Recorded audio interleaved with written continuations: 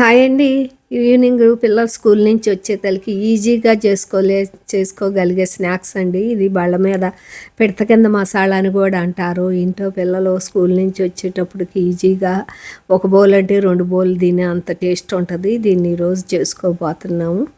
ఇవన్నీ కూడా సన్నగా ఆనియన్ సన్నగా తరిగి, కొత్తిమీర సన్నగా తరిగిన 2 పచ్చిమిర్చి సన్నగా తరిగి, టమాటా కూడా సన్నగా తరిగి ఒక బౌల్లో వేసుకుని, ఒక హాఫ్ స్పూను సాల్ట్ వేసుకుని, ఒక హాఫ్ స్పూన్ కారం కూడా వేసుకుందాము.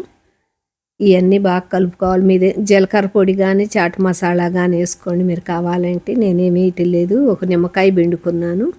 ఇట్లా బాగా అన్నీ ఉప్పు, కారం, ఆనియను, టమాటా, కొత్తిమీర, మీరు పచ్చిమిర్చి పిల్లలు తినరు అనుకుంటే పచ్చిమిర్చి వేయబాకండి, కొంచెం కారం ఎక్కువ వేసుకోండి.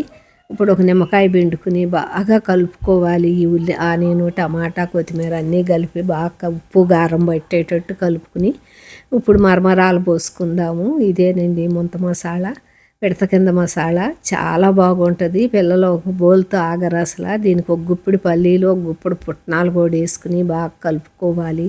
మనం కలుపుకున్న గ్రేవీ అంతా కూడా ఈ మరమరాలకు పట్టేటట్టు బాగా కలుపుకోవాలి. ఒక లైక్ కొట్టండి, సబ్స్క్రైబ్ చేసుకోండి.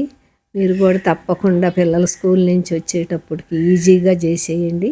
అంతా కలుపుకున్నాక లాస్ట్లో ఒక కప్పు మీరు మిక్చర్ కానీ నేను బూందీ వేసుకున్నాను. మీరు మిక్చర్ ఉంటే మిక్చర్ వేసుకోండి. 2 స్పూన్లు నెయ్యి కూడా వేసుకున్నా, లేదా ఆలివ్ ఆయిల్ అయినా వేసుకోండి. నేను 2 స్పూన్లు నెయ్యి వేసి ఒక కప్పు బూందీ వేసి బాగా కలుపుకున్నాము. పుల్ల పుల్లగా, కారం కారంగా, కరకరమంట చాలా రుచిగా ఉంటాయి. ఈజీగాను చేసుకోవచ్చు అసలు. పిల్లలైతే ఇంకా అసలు ఒక్క బౌల్తో ఆగరనమాట. ఒక బౌల్ అందరూ 2 బౌల్ తినేసేస్తారు. అంత టేస్ట్ ఉంటాయి. మీరు కూడా ఒక్కసారి ట్రై చేయండి. బాయ్ అండి.